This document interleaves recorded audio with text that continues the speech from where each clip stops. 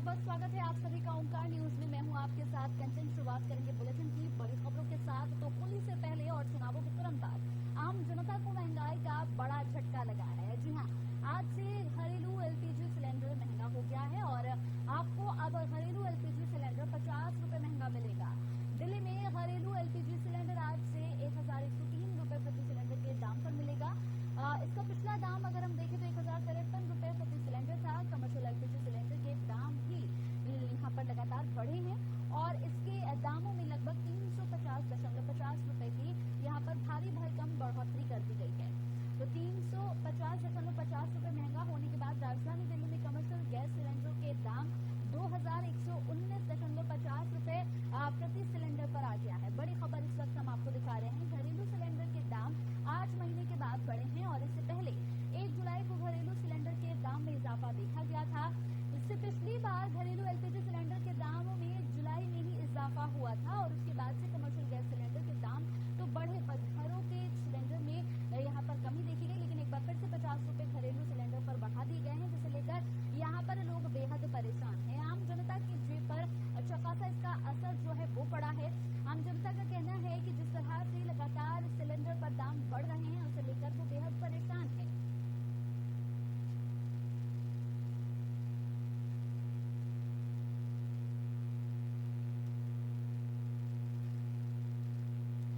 चलिए अब आपको दिखाते हैं कि महंगाई को लेकर अपनी ही सरकार के खिलाफ स्मृति ईरानी कैसे खड़े होने को तैयार है। राज्यसभा सदस्य भी इस मौके पर पीछे नहीं है। तो आइए सुनते हैं कि किस तरह से सरकार को महंगाई पर ही कटघरे में खड़े करते हुए नजर आ रहे हैं। अभी एलपीजी के रेट्स को बढ़ाया गया है। अब एलपीजी के सिलेंडर के दामों में और भी वृद्धि की गई है। महिला मोर्चा देश भर में हर जिले में हर मंडल में सरकार के इस महिला विरोधी नीति के विरोध में प्रदर्शन करेगी। एलपीजी के बड़े दामों के खिलाफ प्रदर्शन होगा। रे भाजपाई महंगाई तूने कैसी आफत ढाई, देशवासियों के जीवन को बना दिया दुखदाई। सुनते हो, नरेंद्र भाई ने कह दिया, भगवान ने कह दिया। इसलिए मैं कहता हूं कि जब वो वहां के गुजरात के मुख्यमंत्री थे, मैं विरोधी दल का नेता था, उस वक्त की वीडियो मैंने निकाली है, मेरे सोशल मीडिया पे लगाई है और आप चाहोगे तो सीधी आपको दे दूंगा। उसमें मोदी जी ने कहा था, महंगाई को देख के मुझे कहना पड़ रहा है, डूब मरो दिल्ली वालों, डूब मरो। महंगाई को देख के मुझे कहना पड़ता है भाइयों बहनों कि ये महंगाई को रोक नहीं सकते, वो सरकार किस काम की, ये कहने वाले आज नरेंद्र भाई मोदी जी का वीडियो सोशल मीडिया पे है। महोदय जावड़ेकर साहब माननीय सदस्य श्री कह रहे थे कि इंटरनेशनल मार्केट, मैं याद दिलाना चाहता हूं कि इंटरनेशनल मार्केट रसोई गैस एलपीजी जिसे तय करता है सऊदी अरामको, हमारे वक्त में 2013-14 में इस सऊदी अरामको के मुताबिक 885.2 यूएस डॉलर पर मैट्रिक टन एलपीजी का प्राइस था और उस वक्त हम देते थे बोतल 400 से 415 में। आपके वक्त में मार्च 2022 में 769 यूएस डॉलर पर मैट्रिक टन एलपीजी माने सस्ता हो गया और आपने 400 से 1100 रुपया गैस का सिलेंडर कर दिया। महोदय मैं पूछना चाहता हूं, जब 400 रुपया गैस का सिलेंडर था तब एक मंत्री वीरांगना हो जाती थी और गैस के सिलेंडर पर चढ़ बैठती थी। लोग पूछते हैं वो मंत्री जी कहां है, आए तो सही, अब तो 1100 हो गया है गैस का सिलेंडर, आए तो सही। अभी एलपीजी के रेट्स को बढ़ाया गया। खबर की ओर तो दिल्ली में जगह जगह बीजेपी ने प्रदर्शन किया। बीजेपी सड़कों पर उतरकर केजरीवाल के इस्तीफे की मांग कर रही है। इस प्रदर्शन में केजरीवाल के खिलाफ नारेबाजी की गई। हाथों में बैनर पोस्टर लेकर नेता कार्यकर्ता यहाँ पहुंचे और प्रदर्शन किया। इस मौके पर क्या कहना है बीजेपी नेताओं का, आइए सुनते हैं। मंत्री पहले अंदर जा चुके हैं और शराब घोटाले के एक मुखिया मनीष सिसोदिया जो शराब एक्साइज मंत्री थे, जिसको वो कह रहे थे कट्टर ईमानदार है, उनके खुद के अधिकारियों ने बताया कि वो कट्टर ईमानदार नहीं। आम आदमी पार्टी की असलियत अभी पूरी तरह से सामने आ चुका है, जनता को पता चल चुका है कि 2 मंत्री पहले अंदर। तो आपने देखा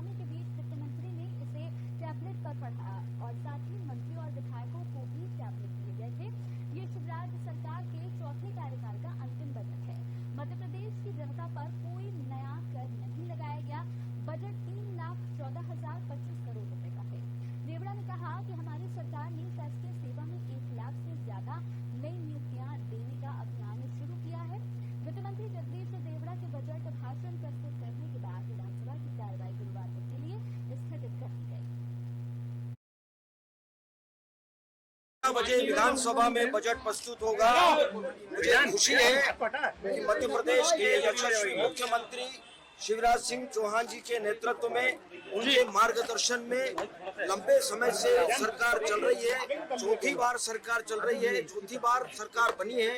निश्चित रूप से जो आने वाला बजट है आज, वो जनता के हित का बजट होगा, जनता की भावनाओं का सम्मान करते हुए बजट होगा। ये विकास का बजट होगा, जनहित का बजट होगा और सभी वर्गों का इसमें ध्यान रखा जाएगा। चाहे गांव, गरीब, किसान, मजदूर, महिलाएं, युवा, सब वर्गों का, बच्चों का, सब वर्गों का ध्यान रखा जाएगा। यह बजट आज सर्वस्पर्शी बजट होगा। क्या है खास, ये ग्राफिक्स के माध्यम से समझाते हैं। महिलाओं के लिए 1.2 लाख करोड़ रुपए लाडली लक्ष्मी योजना में 44 लाख से ज्यादा बालिकाएं जो है वो लाभान्वित हुए। इस योजना के लिए 2023-24 में 929 करोड़ रुपए आवंटित किया गया। नई आबकारी नीति के जरिए नशे की लत को यहाँ पर हतोत्साहित करने का फैसला किया गया। प्रदेश को मुख्यमंत्री लाडली बहना योजना की शुरुआत यहाँ पर दी गई। इस योजना में पात्र महिलाओं के बैंक खाते में 1,000 रुपए प्रतिमाह दिया जाएगा। वित्त वर्ष 2023 और 24 की बात करें तो 8,000 करोड़ रुपए का प्रावधान प्रस्तावित है। प्रसूति यहाँ पर सहायता योजना में 400 करोड़ का प्रावधान किया गया है। मुख्यमंत्री लाडली योजना में 229 करोड़ रुपए का प्रावधान दिया गया। महिलाओं के लिए कुल 1.2 लाख करोड़ रुपए का प्रावधान मध्य प्रदेश की सरकार ने किया है। तो ये खास बात हम आपको यहाँ पर दिखा रहे हैं। महिलाओं की आकांक्षाओं को पूरा करने पर हमारा फोकस है। दूसरी वही अगर हम इम्पोर्टेंट बात करें तो 12वीं में टॉप आने वाली छात्राओं को स्कूटी देगी सरकार। जी हाँ, यहाँ पर स्कूटी दी जाएगी और राज्य सरकार ने घोषणा की है कि अपने अपने स्कूल में 12वीं टॉप करने वाली छात्राओं को ई स्कूटी दी जाएगी। कांग्रेस के यहाँ पर नामदार मुख्यमंत्री शिवराज सिंह चौहान ने आग्रह किया कि मेरी प्रार्थना है कि बजट भाषण में यहाँ पर किसी तरह की परेशानी न डाले, कोई खलल न डाले, सर्व शांति के साथ बजट प्रस्तावों को सुने। इस पर पूर्व मुख्यमंत्री कमलनाथ ने कहा कि आज जो 50 रुपए गैस सिलेंडर पर बढ़ा है उससे सदस्य नाराज हैं। इस पर गृह मंत्री नरोत्तम मिश्रा बोले कि केंद्र में आपके नेता बोल नहीं पाते। तो ये बजट में क्या कुछ खास है, हम आपको लगातार यहाँ पर ग्राफिक्स के माध्यम से समझा रहे हैं। देश के जीडीपी में बड़ा योगदान है। देश के सकल घरेलू उत्पाद में हमारे प्रदेश का योगदान 3.6% से बढ़कर अब 4.8% हो चुका है। साल 2011-12 की बात करें तो प्रति व्यक्ति आय 30,497 रुपए थी। अब 2022-23 में 3.5 गुना तक बढ़ाकर यहाँ 1,40,585 रुपए हो गई है। सरकारी नौकरियां हैं, 200 युवाओं को जापान भेजेंगे। साथ ही देवड़ा ने ये भी कहा कि हमारी सरकार ने शासकीय सेवा में 1 लाख से ज्यादा नई नियुक्तियां देने का अभियान शुरू किया है। भोपाल में संत शिरोमणि रविदास ग्लोबल स्केल जो है वो पार्क भी बनेगा। इसमें हर साल 6,000 परीक्षार्थियों को प्रशिक्षण भी दिया जाएगा। इसके साथ ग्वालियर, जबलपुर, सागर और रीवा में भी स्किल सेंटर शुरू किए जाएंगे। 2022-23 में सभी जिलों में 432 रोजगार मेलों का आयोजन भी किया जाएगा। साथ ही इन मेलों में लगभग 40,045 आवेदकों को ऑफर लेटर प्रदान किया गया। मुख्यमंत्री यहाँ पर उद्यम क्रांति योजना, मुद्रा योजना और अन्य स्वरोजगार योजनाओं में 46.58 लाख से ज्यादा आवेदकों को 30,000 करोड़ रुपए से ज्यादा का ऋण स्वीकृत भी करेंगे। तो बजट में ये सभी चीजें खास हैं। इसके साथ 200 युवाओं को जापान भी भेजा जाएगा।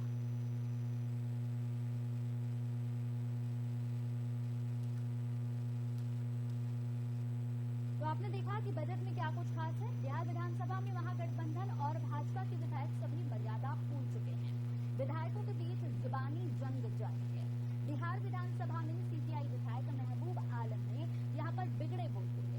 ये लोग यहाँ पर सावरकर और गद्दारों की औलाद हैं, ये कहते हुए यहाँ पर नजर आए। ये लोग अंग्रेजों के तलवे चाट रहे थे, ये सब बातें वो यहाँ पर कहते हुए नजर आए। तो साफ तौर पर अगर देखा जाए तो यहाँ पर यही सारी बातें सुनाई जाए।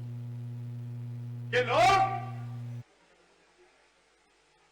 सावरकर की औलाद है, ये लोग गद्दारों की औलाद है, ये देशद्रोहियों की औलाद है। जब हमारे शहीद लोग कुर्बान हो रहे थे तब ये लोग अंग्रेजों की तलवार चाट रहे थे। इसलिए हमारे मुख्यमंत्री बार बार कहते हैं आजादी की लड़ाई में तुम लोगों का क्या हिस्सा है, क्यों नहीं बोलते हो। चलिए ठीक है, हमारे वीर वल्लभ भाई पटेल का सहारा लेते हैं, वो हमारी विरासत है। सुभाष चंद्र बोस का सहारा लेते हैं, वो हमारी विरासत है। तुम्हारे पास तो कोई है नहीं तलवार चाटने के सिवा। महोदय, इसलिए महोदय, हाल ही में महोदय इन लोगों ने, इनके प्रधानमंत्री जो लफाजी के बल पर कुछ वक्त के लिए देश को गुमराह करने में कामयाब हो गए हैं और ये पार्लियामेंट में छाती ठोक रहे थे, एक अकेला छाती ठोक रहे थे और कोई नहीं है महोदय इसके पीछे। ये लोग, तो आपने सुना किस तरीके से यहाँ पर बिगड़े बोल जो है वो नजर आ रहे हैं, और भी क्या कुछ खास है ये भी सुनिए जरा। महबूब आलम जी ने जो अपने वक्तव्य में बोला और आपने भी उनको रोका नहीं, जो लोग खुद अध्यक्ष महोदय मीर जाफर की औलाद हैं, बांग्लादेशी औलाद हैं, औरंगजेब की औलाद हैं, मार्क्स लेनिन की औलाद है, जिन्ना की औलाद है, ऐसे लोग आरएसएस और भारतीय जनता पार्टी पर आवाज उठाते हैं। ऐसे देशद्रोही लोग, ऐसे जो है जिन्ना की औलाद, ऐसे बांग्लादेशी, कहा गया हूँ महबूब आलम कहा गया अध्यक्ष महोदय, वो महबूब आलम कहा गया बांग्लादेशी की औलाद, बांग्लादेशी की औलाद।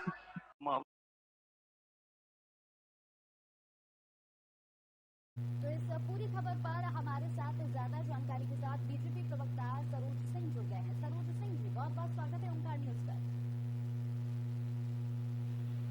सरोज सिंह जी, आवाज मिल रही है मेरी?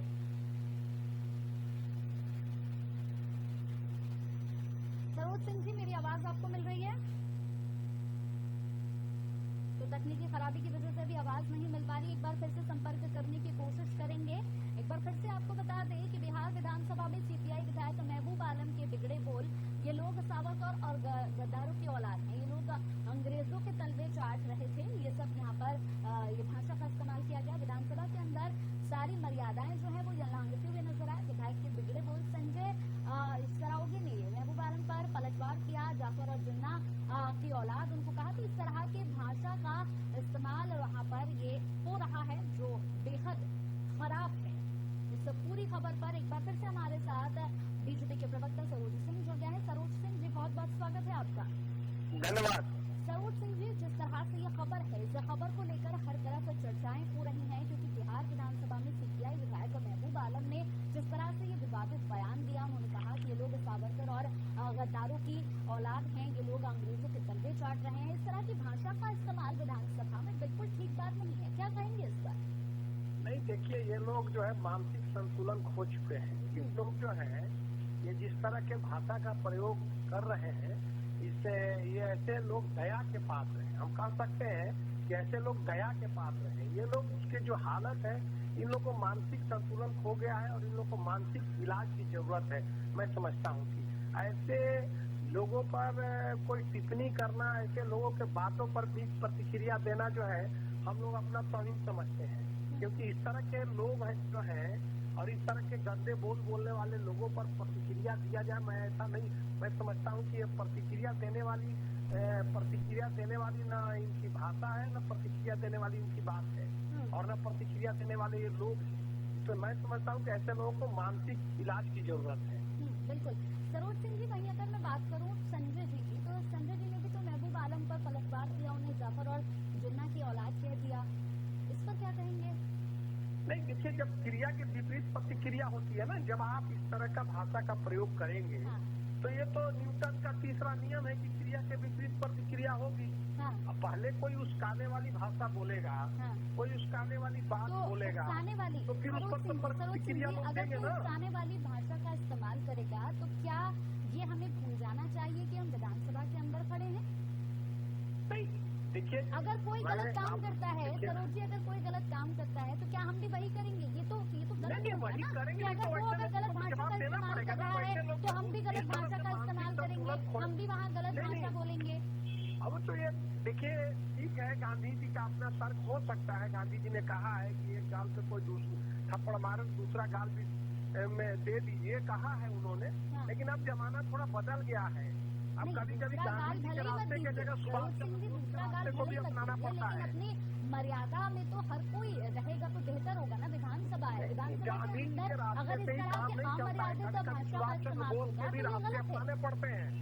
हाँ, कभी कभी गांधी जी के रास्ते से नहीं चल के कभी कभी सुभाष चंद्र बोस के भी रास्ते अपनाने पड़ते हैं, और ये लोग ऐसे ही ठीक होंगे, ऐसे लोग ऐसे ही ठीक होंगे। तो फिर आप किसी पर पहले उन्होंने नहीं बोला है, उन्होंने प्रतिक्रिया दिया है उनके बयान पे, वो कोई बोलेगा तो चुपचाप खड़ा तो नहीं ना रहेगा। हाँ, तो ये भाषा आपको सही लगती है, जिस भाषा में आपस में ये बातें विधानसभा के अंदर होती है, इससे बेहतर विधानसभा के बाहर आके लड़ाई हो जाए। नहीं, भाषा सही गलत जिस तरह से उन्होंने भाषा का प्रयोग किया है, हाँ, और ये बात आपको सीपीआई विधायक ने भाषा का ये इस्तेमाल सही किया, से उचित तो नहीं है, भाषा का सही इस्तेमाल से उचित नहीं है। करेंगे। विधानसभा के अंदर खड़े हैं ना, कहीं से भी ये भाषा उचित नहीं है। वो कोई बोलेगा इस तरह से तो उसके जवाब प्रतिक्रिया में लोग देगा, आप प्रतिक्रिया पर इतना क्यों पड़ी हुई है? सामने वाला आप गलत भाषा का प्रतिक्रिया में इस्तेमाल बोले कर रहा वो है बात तो पर हम उस पर पड़ी सवाल हुई है। उठा पहले सकते तो हैं। सामने वाला अगर गलत भाषा का इस्तेमाल कर रहा है तो हम सवाल उठा सकते हैं, लेकिन अगर हम खुद कर रहे हैं तो फिर यह है कि वो जैसा बोलेगा हम वैसे ही बोलेंगे। हाँ, नहीं, वो जो जैसा को तैसा करना पड़ेगा ना। वो इस तरह का भाषा का प्रयोग कर रहा है तो उसको तो बोलना पड़ेगा ना, हाँ, चलिए, उसको तो बोलना पड़ेगा। बेहतर प्रतिक्रिया आपकी मुझे मिली, बहुत बहुत शुक्रिया जुड़ने के लिए।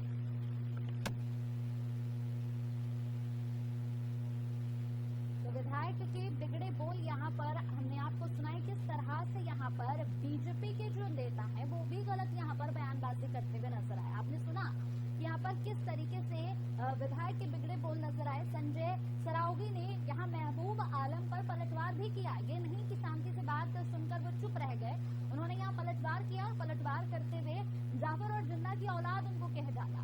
तो बजट सत्र के यहाँ पर देखा जाए तो दूसरे दिन भाकपा माले के विधायक महबूब आलम ने बीजेपी के नेताओं को सावरकर और गद्दार की औलाद कह डाला।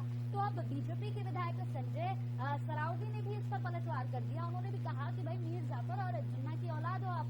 तो इस तरह की जो अमर्यादित भाषा है इसका इस्तेमाल यहाँ पर लगातार किया गया, जो ठीक नहीं है।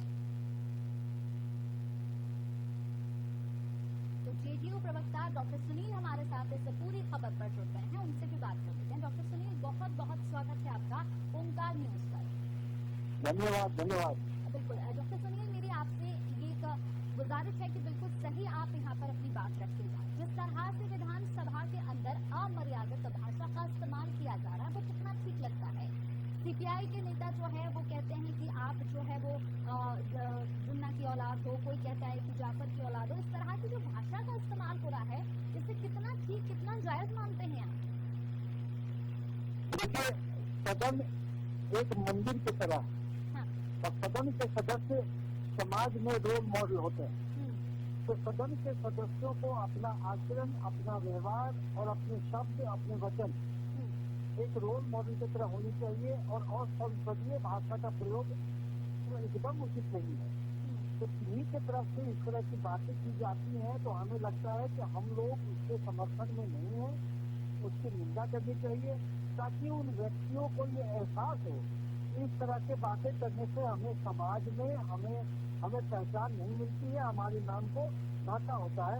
तो मैं आशा करूंगा ये जो मर्यादित भाषा का ये लोग प्रयोग करेंगे, और जो इनके जो भाषा निकल गया है वो सदन के प्रोसीडिंग से विदित होगा, और ये लोग भी अपने इधर के शब्दों के प्रयोग के लिए जनता से माफी मांगेंगे, और आगे से जो भविष्य में इस तरह की सावधानी बरतेंगे, क्योंकि इनका आचरण एक रोल मॉडल की तरह है, और इस तरह के शब्दों का प्रयोग एकदम उचित नहीं है। सुनील, जिस तरह से यहाँ पर अगर हम बात करें तो सिर्फ सीपीआई नेता नहीं, बीजेपी की ओर से भी यहाँ पर इस तरह की भाषा का इस्तेमाल किया गया है। अभी मेरी यहाँ पर बीजेपी के नेता से भी बात हुई है, उनका कहना है कि भाई जिस तरह से सीपीआई के नेता बात करेंगे हम भी वैसे ही बात करेंगे। वो जमाना चला गया जब हम गांधी जी के बताए रास्ते पर चलते थे कि आप एक थप्पड़ मारो तो हम दूसरा गाल आगे कर देंगे, वो जमाना चला गया। अब जैसे को तैसा, लेकिन जैसे को तैसा अगर देना है तो विधानसभा के अंदर ही क्यों देना है? क्योंकि लोग आपको देख रहे हैं, जनता उम्मीद करती है कि विधानसभा के अंदर जनता के मुद्दों को उठाया जाएगा, वहाँ इस तरह की अमर्यादित भाषा का इस्तेमाल हो, ये तो ठीक नहीं है। लेकिन निश्चित ही जो हमारा भारतवर्ष है और हमारा समाज है, ये बापू के सिद्धांतों पर ही चलना चाहता है और चलता है। और ये जैसे को तैसा वाला जो सिद्धांत है, ये केवल अपने गलत बयानी को, अपने गलत आचरण को एक तरह से एक अमली जामा पहनाने वाली बात है। ये सर्वथा अनुचित है। कोई भी व्यक्ति अगर ऐसे भाषा का प्रयोग करे तो उसकी भाषा को हम निंदा कर सकते हैं, उनकी भाषा को हम उनको कह सकते हैं कि आप ऐसा प्रयोग करें। उसी भाषा में जवाब देना और उसको सही ठहराना, ये भाजपा की अच्छी फितरत नहीं है। भाजपा नेताओं को इस बात को समझा लेना चाहिए कि भाजपा में कोई ऐसा नेता है जो कि बराबरी करने के ओट में अगर एक अपशब्द का प्रयोग करते हैं तो वो भी सदन में, ये उचित नहीं है। क्योंकि समाज में मूल्यों की गिरावट होगी। अगर सदन में मूल्यों की गिरावट होगी तो सदन समाज का एक आईना है और सदन समाज के लिए एक रोल मॉडल है। तो सदन में जनता की बात कही जानी चाहिए।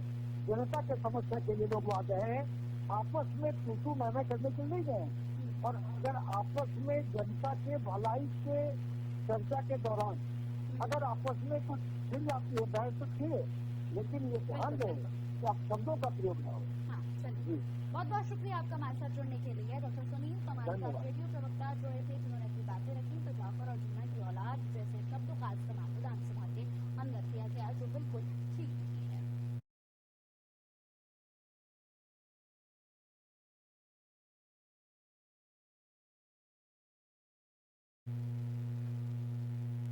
तो चलिए बढ़ते हैं अगली खबर की ओर। तो आपको जिस तरह से लगातार यहाँ पर झटके पर झटका मिल रहा है वो हर कोई देख रहा है। कर्नाटक विधानसभा चुनाव से पहले आम आदमी पार्टी को यहाँ पर बड़ा झटका लगता हुआ नजर आया। बेंगलुरु के पूर्व कमिश्नर और आप नेता भास्कर राव ने पार्टी का दामन छोड़ बीजेपी का हाथ थाम लिया है। जी अब से कुछ देर पहले राव बीजेपी में शामिल हो गए हैं। बीजेपी में शामिल होने पर भास्कर ने कहा कि वो आप पार्टी विकसित नहीं होना चाहती है। वो कहते हैं कि कुछ है और करते कुछ है, दिखता कुछ है। ये शर्मनाक है और उनके 2 मंत्री जेल में हैं। आपको यहाँ पर स्पष्ट होना होगा। मैं भारतीय जनता पार्टी में एक कार्यकर्ता के रूप में शामिल हुआ हूँ। भास्कर राव करीब 11 महीने पहले आम आदमी पार्टी में शामिल हुए थे और अब दिल्ली सीएम अरविंद केजरीवाल भी उन्हें खुद पार्टी की सदस्यता दिलाई थी। भास्कर की पार्टी ज्वाइन करने को आपने कर्नाटक चुनाव से पहले बड़ा दाव बताया था। पार्टी ने भास्कर को बड़ी जिम्मेदारियां भी सौंपी थी। पार्टी ने उन्हें चुनाव घोषणा पत्र समिति का अध्यक्ष बनाया था। वहीं भास्कर का चुनाव से ठीक पहले पार्टी छोड़ना आम आदमी पार्टी के लिए बड़ा नुकसान हो सकता है। दरअसल आप पार्टी पहली बार कर्नाटक में विधानसभा चुनाव में उतर रही है।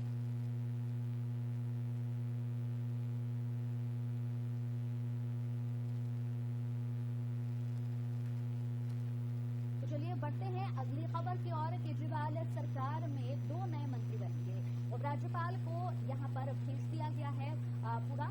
बड़ी खबर, दिल्ली के मुख्यमंत्री अरविंद केजरीवाल ने कैबिनेट में मंत्री बनने के लिए आप विधायक सौरभ भारद्वाज और आतिशी के नाम उपराज्यपाल वीके सक्सेना को भेजे हैं। आप सरकार के सूत्रों ने ये बात कही। मनीष सिसोदिया और सत्येंद्र जैन के इस्तीफे के बाद आप विधायक सौरभ भारद्वाज केजरीवाल सरकार में मंत्री बनेंगे। आतिशी को भी कैबिनेट में जगह मिलेगी। अरविंद केजरीवाल ने दोनों को मंत्री नियुक्त करने की फाइल एलजी को भेजी है। आपको बता दें कि सुप्रीम कोर्ट में झटके मिलने के बाद ये फैसला सामने आया।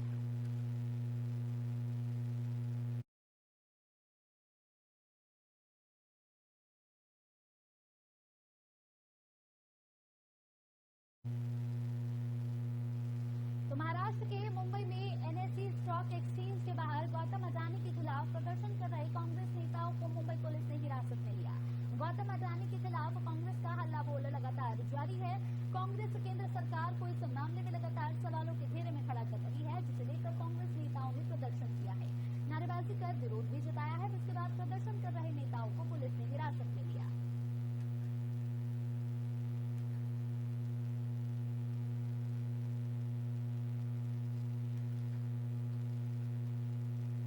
तो दुनिया में लगातार अगर हम बात करें तो गौतम अडानी ने वापसी की। साथ ही अमीरों की लिस्ट में अडानी 2 स्थान ऊपर चढ़कर टॉप 40 में शामिल हो गए हैं। अमेरिकी रिसर्च फर्म हिंडनबर्ग की रिपोर्ट 24 जनवरी 2023 को आई थी, जिसके बाद से अडानी ग्रुप के शेयरों में लगातार गिरावट देखी जा रही थी। शेयरों में गिरावट के साथ ही गौतम अडानी के यहाँ पर नेटवर्क भी तेजी से कम हो रही थी। एक समय दुनिया के अमीरों की लिस्ट में 2 नंबर पर चमकने वाले अडानी टॉप 30 से भी बाहर हो गए थे।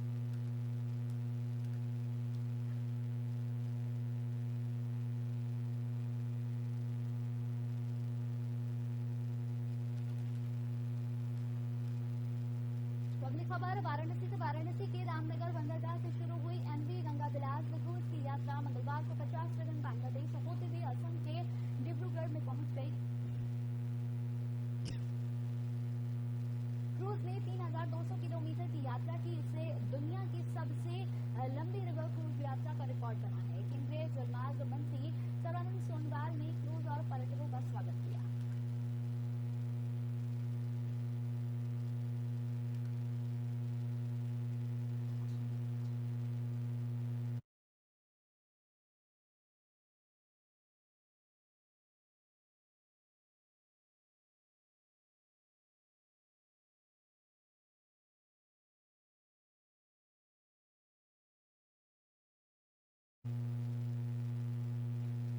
तो ग्रीस में 2 ट्रेनों के बीच यहां पर भीषण टक्कर में 26